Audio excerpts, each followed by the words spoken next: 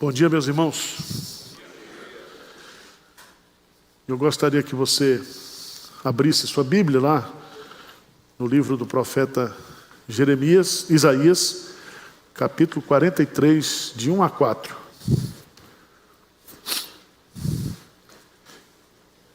Isaías, capítulo 43, versos de 1 a 4.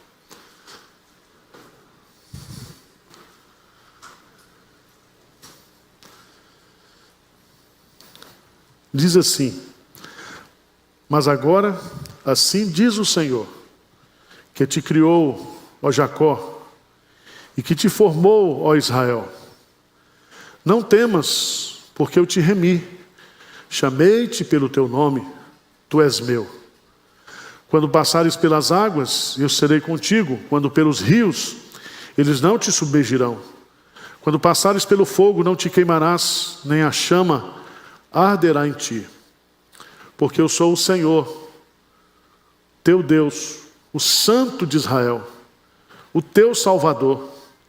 Dei o Egito por teu resgate, e a Etiópia e Sebá por ti. Versículo 4, vamos ler juntos? Visto que foste precioso aos meus olhos, digno de honra, e eu te amei, darei homens por ti e os povos pela tua vida. Amém. Irmãos, eu quero aproveitar esse intervalo que nós vamos ter do currículo normal para tratar alguns assuntos que eu sinto que são importantes para nós como igreja.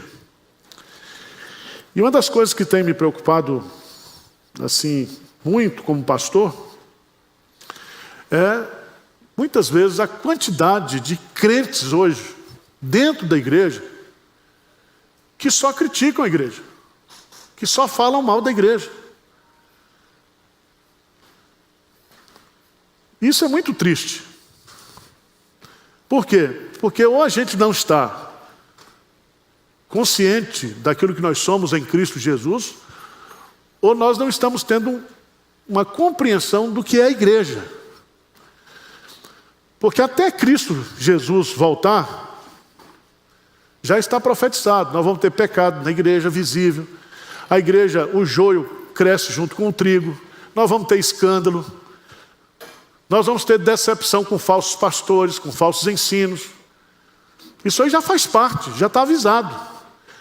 Jesus chega a dizer que por se multiplicar a iniquidade na igreja e no mundo, o amor de muitos o quê?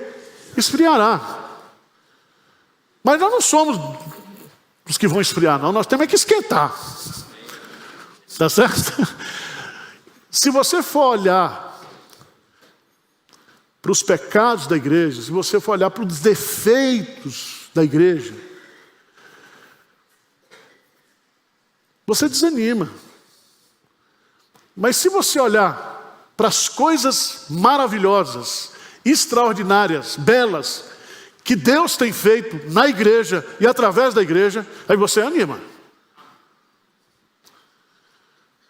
Isaías, quando o rei Uzias morreu, ele entrou no templo, e quando ele entrou no templo, ele viu Deus assentado no alto e sublime trono. Ou a gente olha para a história, ou a gente olha para a igreja, entendendo, compreendendo que Deus está no controle, ou a gente não vai fazer ministério, a gente vai desistir. Tá certo? Tem crente ruim? Tem.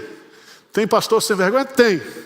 Na igreja que pastoreada por Jesus, o tesoureiro era ladrão e se matou, ou não foi? Então pronto, o que vocês estão querendo? Uma igreja perfeita na terra? Não vai ter. E cresce o número de sites, de pessoal só falando mal. Então a gente precisa entender que a igreja já é odiada pelo mundo, como Jesus coloca lá em João capítulo 15.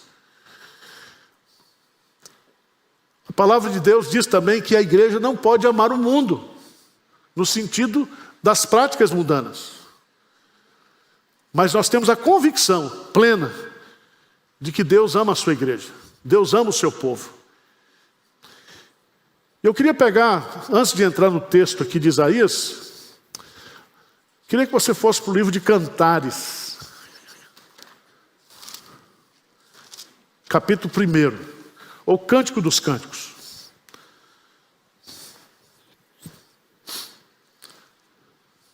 Cântico dos Cânticos, capítulo 1, versículo 15. Existem duas maneiras de você interpretar Cântico dos Cânticos. É você entender que esse livro descreve a relação de uma mulher com um homem, de um casal. E fazer uma interpretação e aplicação de cunho sexual. Certo? A outra maneira é de você olhar para esse livro, como os judeus olham, na sua grande maioria, e ver nesse relacionamento a relação de Cristo como noivo, como esposo, e também a igreja. Agora veja, no capítulo 1, versículo 15, como é que o noivo se dirige à noiva. Como é que ele se dirige à igreja? Como é? 1,15, o que é que diz? Eis que és formosa, ó querida minha, eis que és formosa, os teus olhos são como os das pombas. Então, o noivo diz para a noiva, o Cristo diz para a igreja, eis que é formosa. Quem tem outra versão aí? Qual a sua versão é o quê? Como você é linda. Linda. Como você é linda, minha querida. Ó, como é linda, seus olhos são. Pronto. Então, Cristo está fazendo declaração de amor para a igreja e você está falando mal da noiva de Cristo. Olha, você está em maus lençóis. Agora vamos lá para Atos dos Apóstolos, capítulo 20.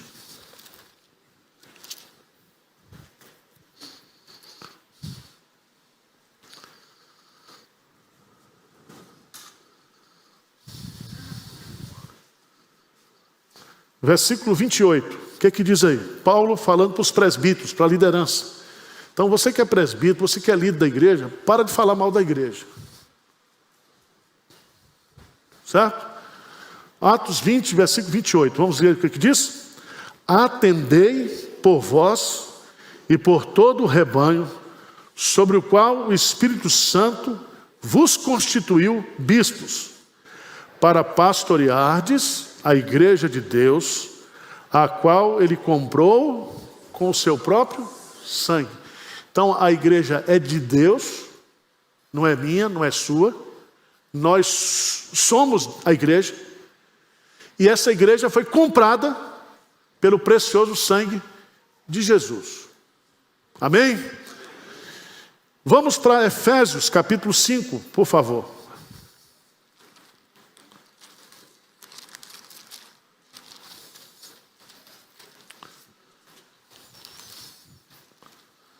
Efésios capítulo 5.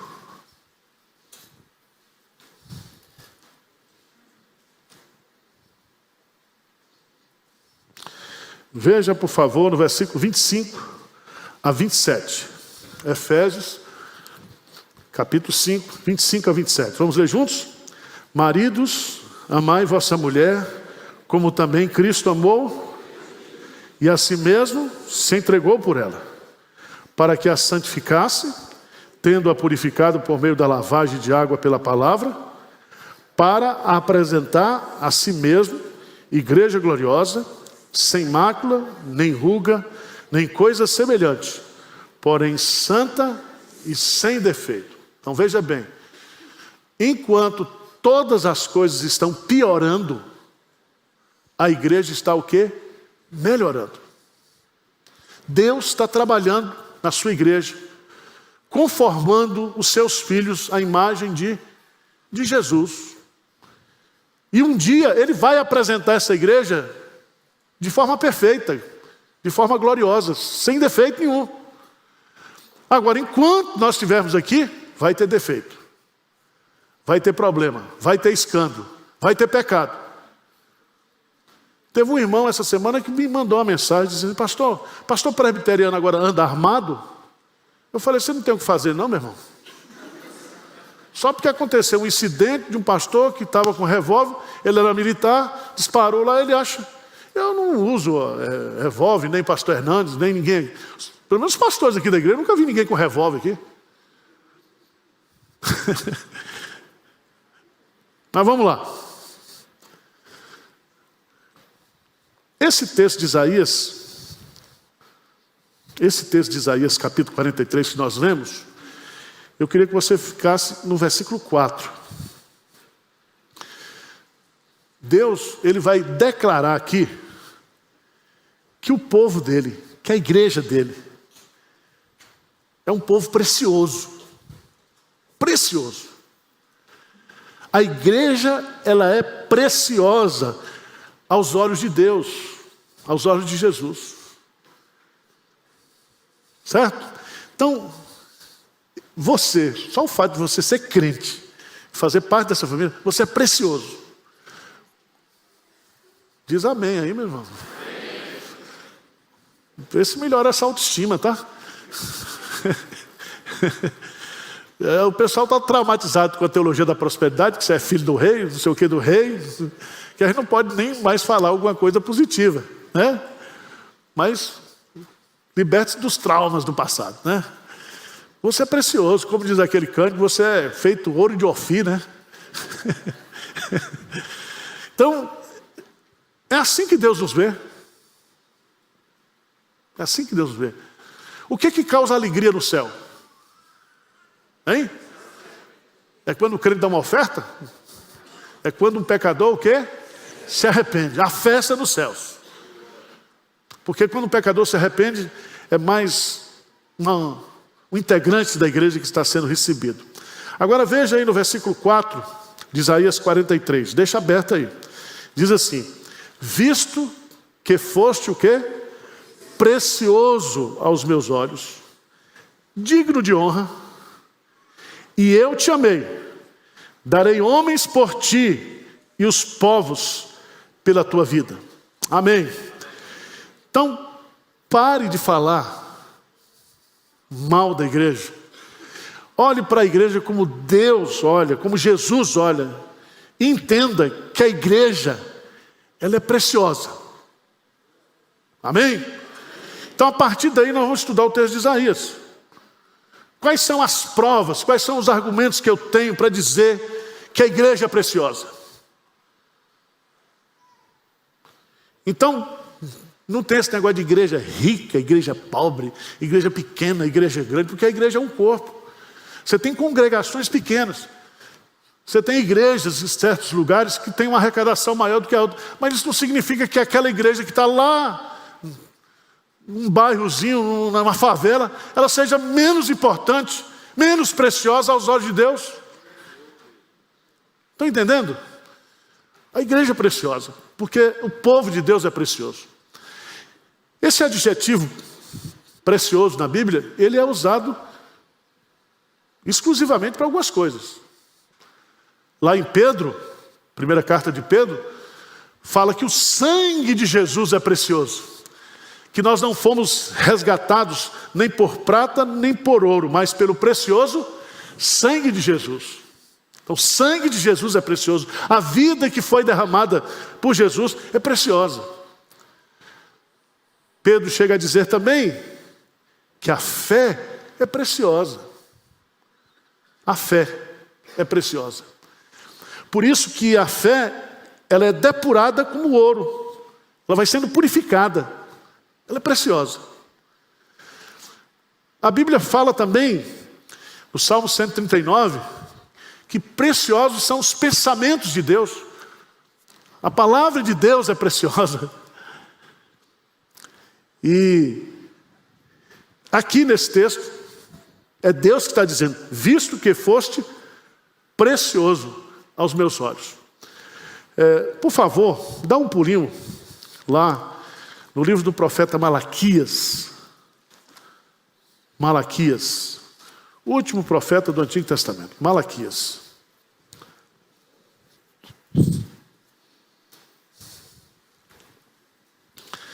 Três 17. O que diz lá? O que diz? Malaquias 3,17. Vamos lá, juntos? Eles serão para mim particular naquele dia que prepararei, diz o Senhor dos Exércitos. Poupa-los-ei como um homem poupa a seu filho que o serve. Então vereis outra vez a diferença entre o justo e o perverso, entre o que serve a Deus e o que não. Então veja, eles serão para mim particular tesouro. Preste atenção, é Deus que está dizendo que o seu povo, que a sua igreja, é o tesouro pessoal dele, particular dele. Vocês estão entendendo?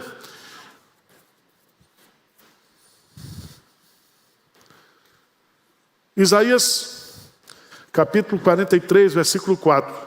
Temos aqui o tema da nossa aula. Visto que foste precioso aos meus olhos, digno de honra, e eu te amei, darei homens por ti e os povos pela tua vida. Por que nós somos preciosos aos olhos de Deus? O primeiro motivo está no versículo 1 do capítulo 43. Por que nós somos preciosos? O que diz lá? Mas agora, assim diz, que te criou, ó Jacó, e que te formou, ó. Não temas, porque eu te remi, chamei-te pelo teu nome, tu és meu. Por que nós somos preciosos aos olhos de Deus? Porque nós somos dele. Veja os verbos que são colocados aí. Eu te criei, eu te formei, eu te remi, eu te chamei pelo nome, pois tu és o quê? Meu. Então a igreja é preciosa não é pelos templos que ela tem, pelas propriedades que ela tem. Quem é preciosa aos olhos de Deus são as vidas, são as pessoas.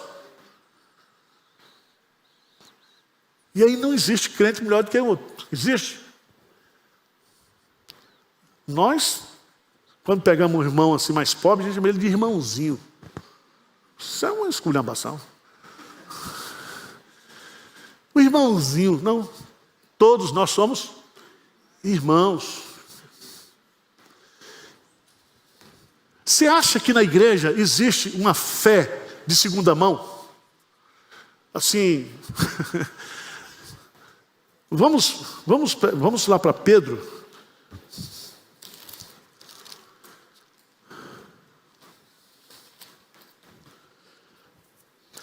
Segunda Pedro, capítulo 1.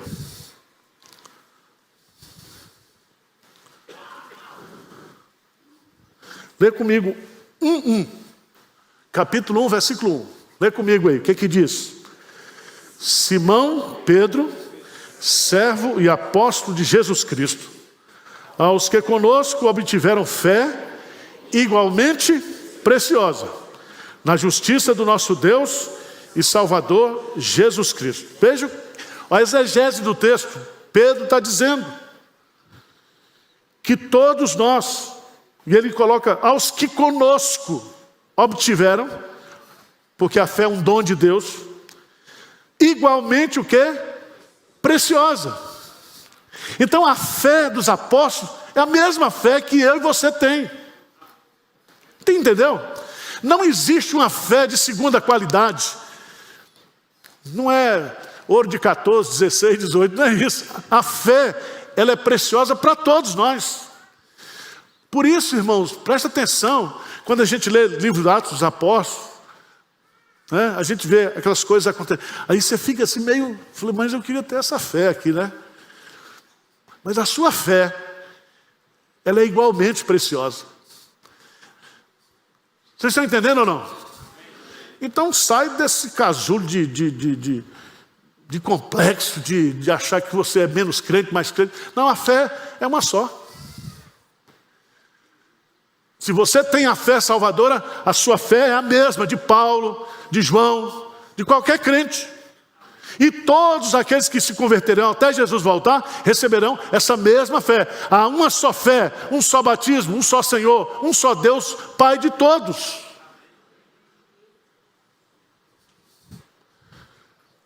Sai dessa discussão de internet, de arminiano, calvinismo. Sai fora disso. A fé é um dom de Deus, a salvação é um dom de Deus. Certo? Você não precisa... fica focado na Bíblia.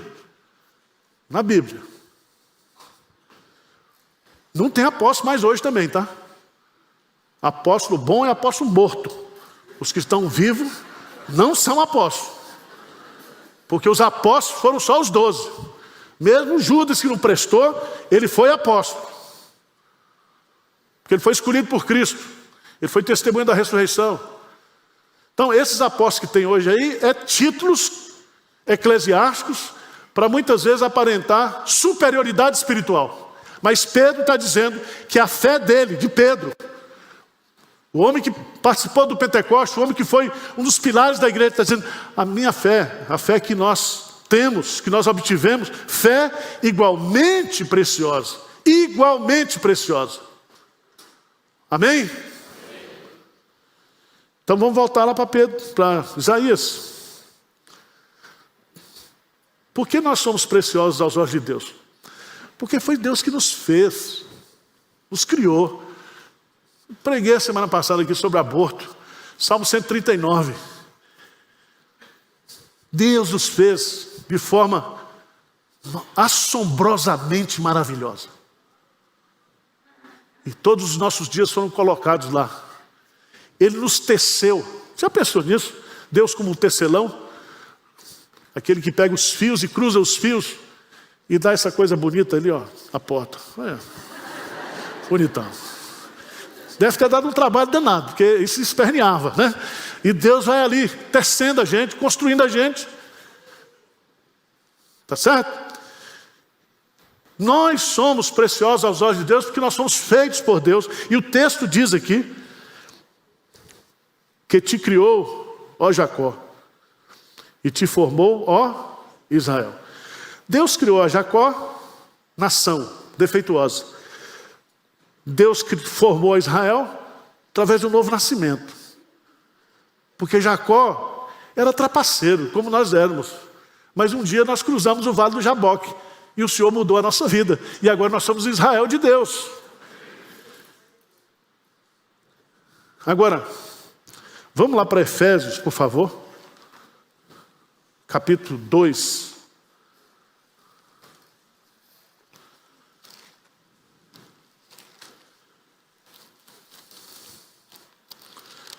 Efésios capítulo 2, versículo 10.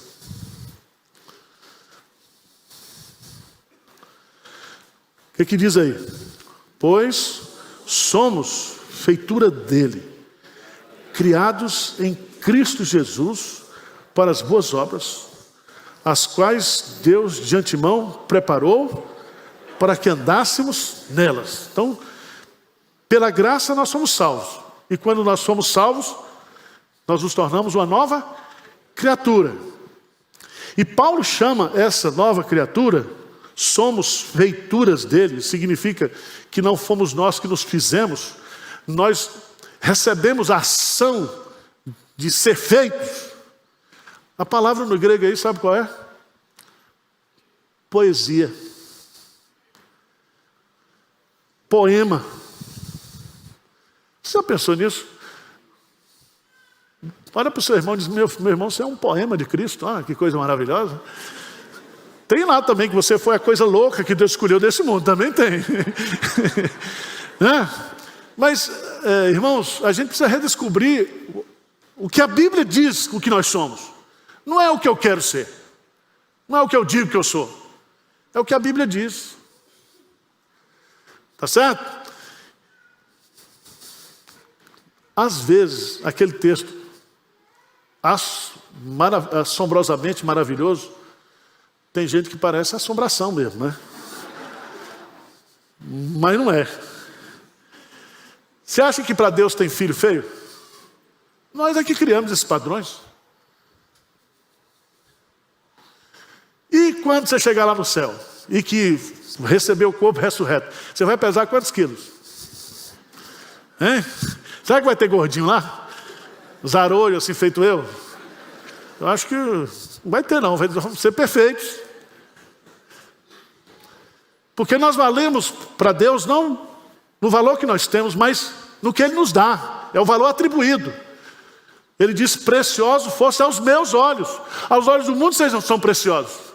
Mas aos meus olhos vocês são preciosos. Porque eu fiz você. Eu criei você. Eu redimi você. E você agora é meu. E se você é meu, você é o meu particular tesouro. Povo de propriedade exclusiva de Deus. Tá bom? Segundo argumento. Por que nós somos preciosos aos olhos de Deus? Versículo 2 de Isaías 43. Isaías 43, versículo 2. O que diz aí? Quando passares pelas águas, eu serei contigo. Quando pelos rios, eles não te submergirão. Quando passares pelo fogo, não te queimarás, nem a chama arderá em ti. Por que nós somos preciosos? Porque Deus está conosco. Você acha que Deus não estaria em nós se nós não fôssemos preciosos aos olhos dele? Jesus disse, eis que estou convosco todos os dias, até, ainda que eu ande pelo vale da sombra da morte, tu estás comigo. Então, é uma presença pessoal, é uma presença constante, todos os dias. Todos os dias. Tem dia para a gente que a gente está mal, né? Tem dia que a gente está bem. Mas as misericórdias do Senhor se renovam na nossa vida a cada manhã. E Ele está conosco a cada dia. E à noite, quando a gente está dormindo, Salmo 121, que o guarda de Israel não dorme. Você está dormindo, Ele está ligado em você. Ele está cuidando de nós. Aqui, gente, esse versículo serve para quebrar uma barreira que a gente tem, que quando a gente passa por rios, né, aqui águas e fogo, tudo isso aqui são provações que a gente passa. Não existe fé sem provação. Se você não tem provação, é porque você não é crente. Agora, se você é crente convertido, você é um homem atribulado. Deu para entender? E a bênção do Evangelho é que Deus ele mistura bênção com provação, bênção com provação. E Ele chega a dizer que a provação é uma bênção para nos aperfeiçoar, para nos amadurecer. E aqui eu quero chamar a sua preciosa atenção, é que nós vamos passar por tudo isso, mas nós não seremos destruídos por isso. Deu para entender? Diz assim, quando passares pelas águas eu serei contigo, quando pelos rios eles não te... Então você não vai morrer afogado. E aí você diz, não, mas Deus não está comigo. Não sei o que. Deus está contigo, cara. Deus está comigo. Você pode estar lá na UTI, no hospital, fazendo um tratamento de câncer. Se é de Deus, Deus está com você. E a única coisa que a morte pode fazer contra mim e contra você é nos jogar na presença do Pai. Você cai aqui e fica de pé, não abrir e fechar os olhos. Porque nada, nem ninguém poderá nos separar do amor de Deus que está em Cristo Jesus. Mas é interessante esse texto. Quando, né? Então, não é sempre, quando.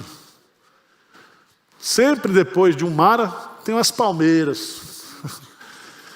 Senão você não vai aguentar, não. Eu não ia aguentar. Então Deus vai trabalhando na nossa vida, Ele bate e assopra, bate e assopra. Vocês estão entendendo a linguagem, né? Você está com a tribulação no trabalho, mas seu casamento está bem, seus filhos estão bem. Então nunca fica ruim tudo, não. Quando fica ruim tudo é porque Deus tem um propósito para você, meu irmão. Mas sempre sempre Deus está cuidando de nós. Ele está conosco. O que eu gosto desse texto também é passar. Você não fica, você passa. Passa para entrar em outra, mas você passa. Entendeu? É passageiro. E é tão bonito isso. Vocês conhecem toda a história. E Paulo, ele vai usar esse versículo para falar que ele aprendeu. Ele não nasceu sabendo. Ele aprendeu a viver contente em toda e qualquer situação. É preciso saber viver. E você aprende. Mas aprende como? E Paulo vai colocar, você está exaltado, você está humilhado. Ele põe só extremos.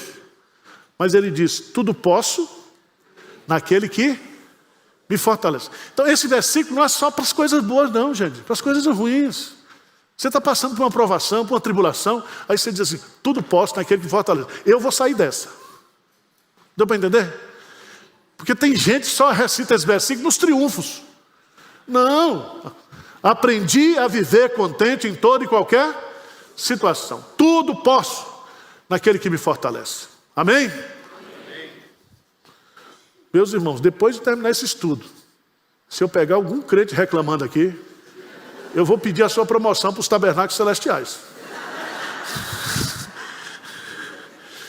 Porque às vezes a gente faz um esforço, prega um sermão para levantar o moral do crente. O crente chega na porta e já está resmungando. Então, some da minha frente se você estiver resmungando hoje aí, que eu... Tá? É muito bonito, irmãos, isso aqui. E eu queria só dar um exemplo para vocês. Atos dos Apóstolos. Capítulo 23. Você lembra que quando Sedraque, Mesaque e Abednego foram jogados na fornalha de fogo, havia um quarto elemento lá dentro. E esse quarto elemento era parecido com o filho dos deuses.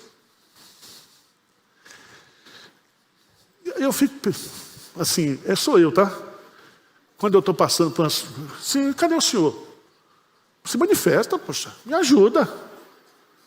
Mata ali, dá um tiro para mim, faz alguma coisa. O senhor não está comigo? Você não faz isso, eu que sou incrédulo, eu faço isso. Atos 23, versículo 11. Paulo estava preso. Paulo ia morrer, ia matar Paulo, havia uma trama. Veja no versículo 11, vamos ler juntos? 23, 11. Na noite seguinte, o Senhor, pondo-se ao lado dele, disse, coragem, pois do modo porque me deste testemunho a meu respeito em Jerusalém, assim importa que também os faças em Roma. Olha, veja que esse texto diz assim, que o Senhor pondo-se ao lado. Pondo-se ao lado. Tem um versículo lá que dá para explicar isso aqui. O anjo do Senhor acampa-se ao redor dos que o temem e os livra. Anjo do Senhor, com letra maiúscula, no Novo Testamento, é Jesus, é o Senhor. Então ele está ao nosso derredor.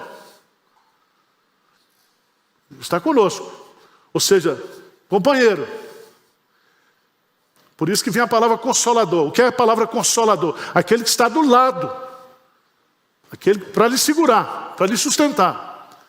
Mas Jesus diz, eis que estou convosco todos os dias. E ele está conosco como? Dentro de nós. Você já notou que quando a Bíblia fala sobre paz, fala da paz de Deus, da paz de Cristo. É isso? Mas fala também em paz. Não fala só da paz, em paz. Em paz me deito e logo pego no sono. Porque só tu, Senhor, me fazes repousar com segurança. Então nós temos a paz da parte de Deus,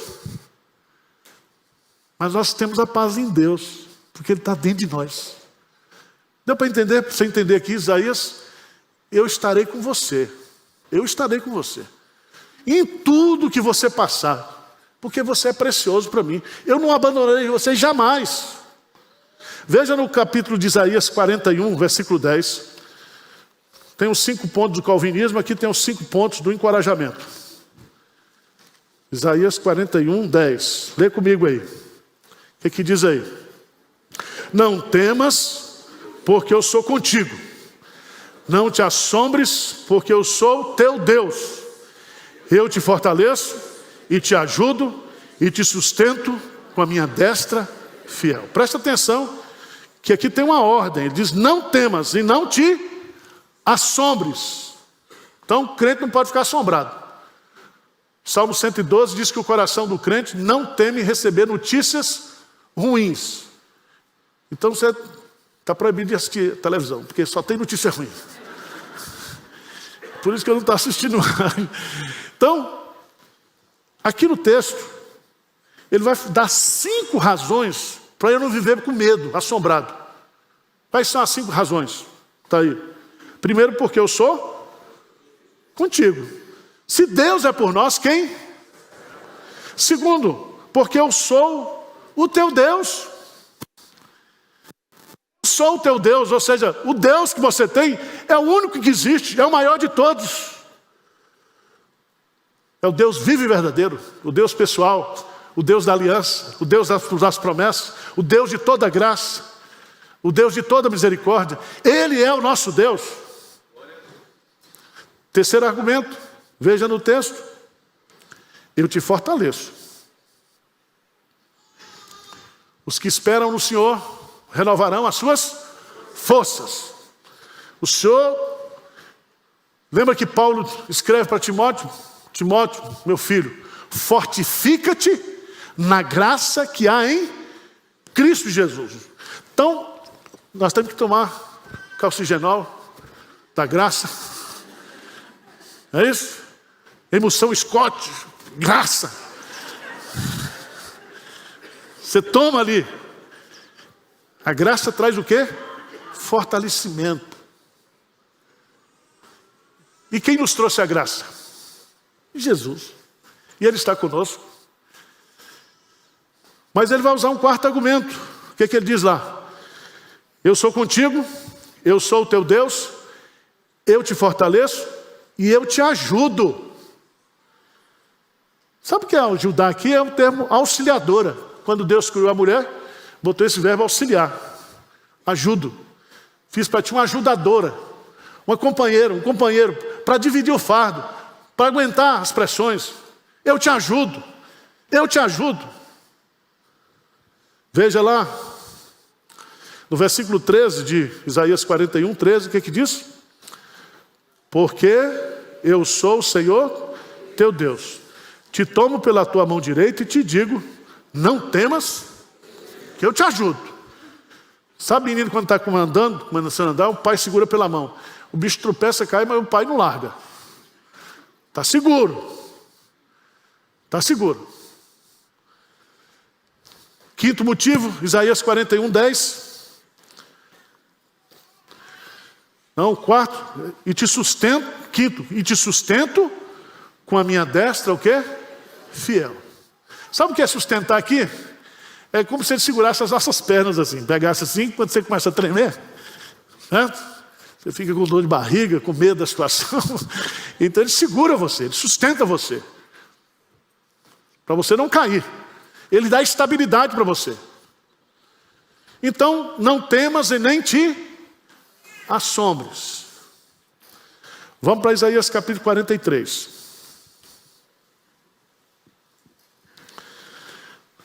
Ele vai colocar o terceiro argumento no versículo 3. Por que você é precioso aos meus olhos? Ele vai dizer, porque eu sou o Senhor, teu Deus, o Santo de Israel, o teu Salvador.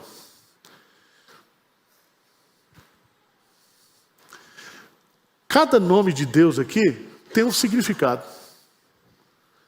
Porque eu sou o seu Senhor. E o Senhor aqui é Yahvé, o Deus da aliança, o Deus das promessas. A palavra Deus aqui, a palavra Elohim. O Deus, no princípio, criou Deus, criou Elohim, os céus e a terra. Ele está dizendo, eu sou esse Deus de vocês. Então, sabe a conclusão que eu chego? É que nós não valemos nada, mas pelo Deus que nós temos, nós valemos o quê? Tudo. E o diabo fica enfesado com isso. Enfesado, vocês entendem, não? Como é que pode? Paulo fala que quando Jesus realizou a nossa redenção, ele andou no mundo espiritual, como carregando a gente como troféu da graça de Deus. Então, cada alma redimida, cada pessoa que faz parte da igreja é preciosíssima aos olhos de Deus. Eu acho interessante, porque ele vai usar uma expressão, dei o Egito por teu resgate, a Etiópia e Sebá por ti, porque eu sou o Senhor teu Deus, eu sou o Santo de Israel. A expressão Santo de Israel é o atributo fundamental de Deus, a sua santidade. Isaías vai explorar isso. Quando Isaías entra no templo, ele vê que Deus é santo, santo, santo. Se você depois quiser fazer um estudo sobre esse tema de Deus, eu sou o único Deus perfeito, santo. E ele dizia, o teu Salvador. Dei-te o Egito por teu resgate e a Etiópia, Sebá, por ti. Significa que Deus, ele não poupa o ímpio para o bem da igreja, não. Para o mal da igreja, não. Se for para o bem, ele faz. Vocês estão entendendo o negócio? Se ele deu por teu resgate e Sebá por ti, é porque vocês são mais preciosos do que essas nações. E Deus vai dizer isso lá em Deuteronômio.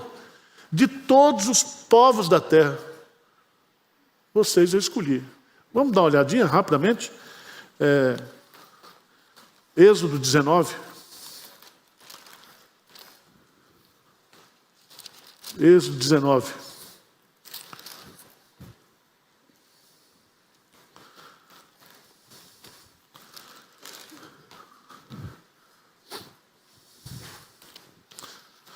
Veja, por favor, no versículo 5.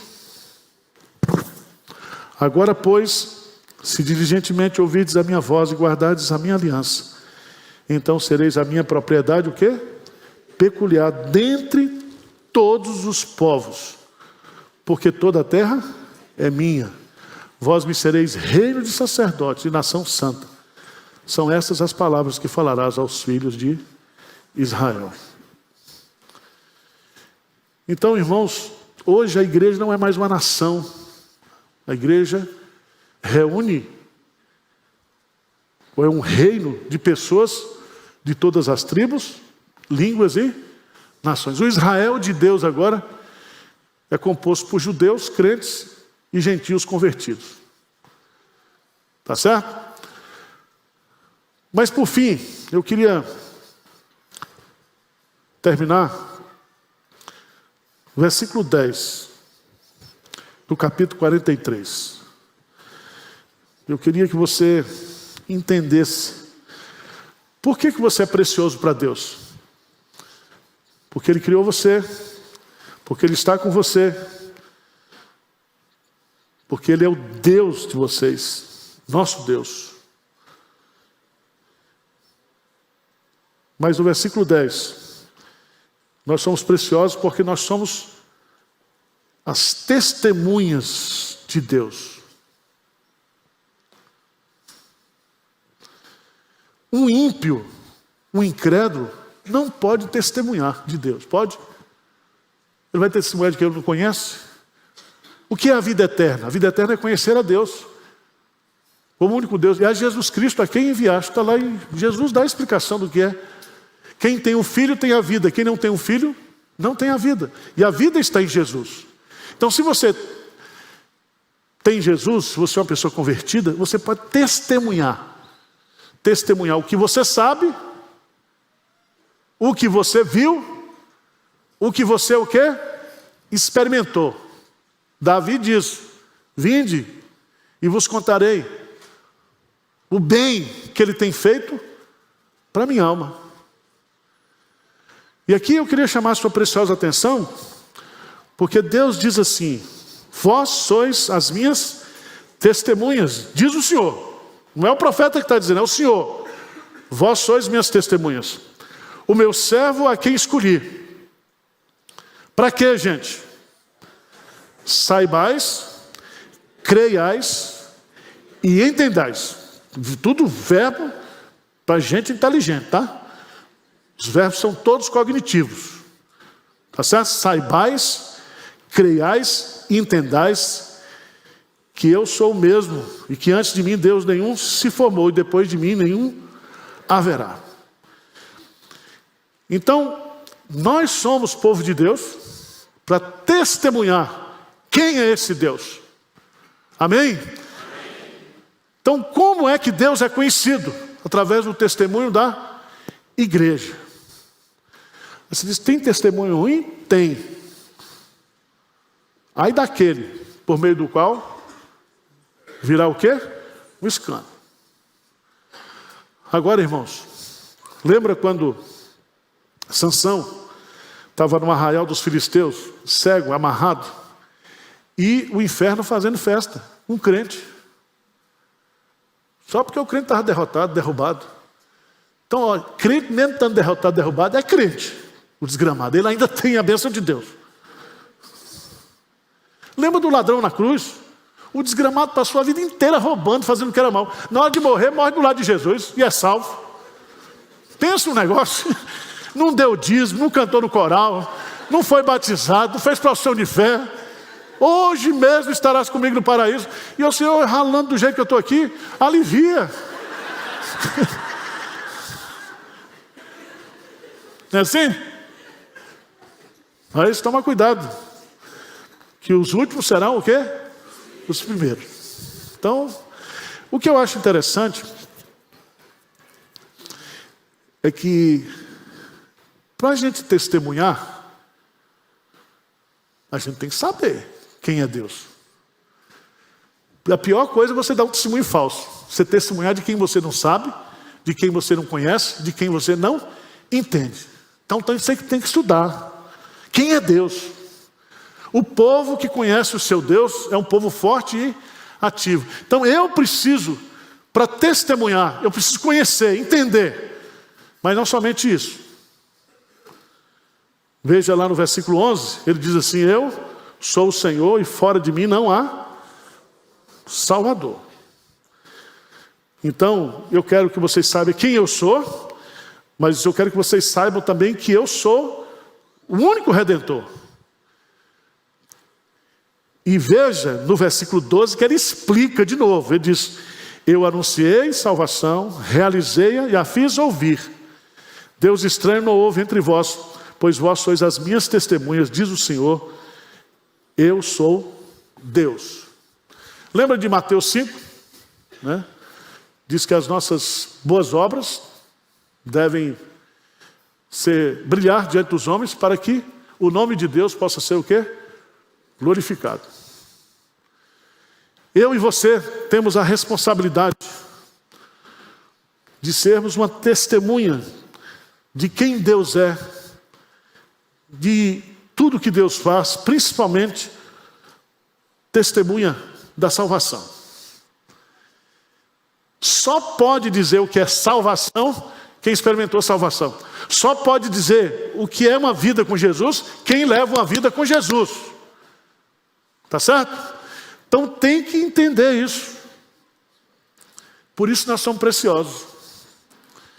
Por isso que Deus, lembra que Deus sempre protegeu um crente quando ele está na frente da batalha, testemunhando, pregando. Ele tem uma proteção, um cuidado especial de Deus. Como é que você está se achando hoje? Que eu tenho que terminar. Está se achando precioso? Então, quando chegar em casa, passa um KO, dá um brilho. Dá uma, né? Nós somos preciosos pelo Deus que nós temos. Porque somos dele. E isso ninguém pode nos tirar. Nos tirar. Vamos ficar de pé? Vamos orar?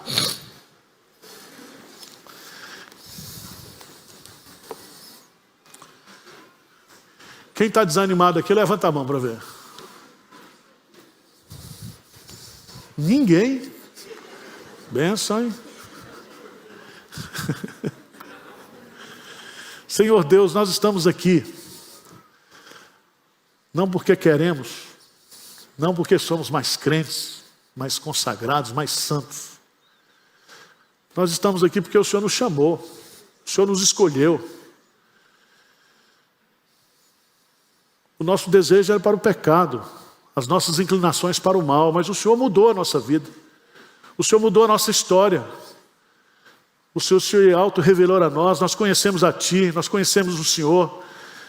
Ajuda-nos a crescer nesse conhecimento.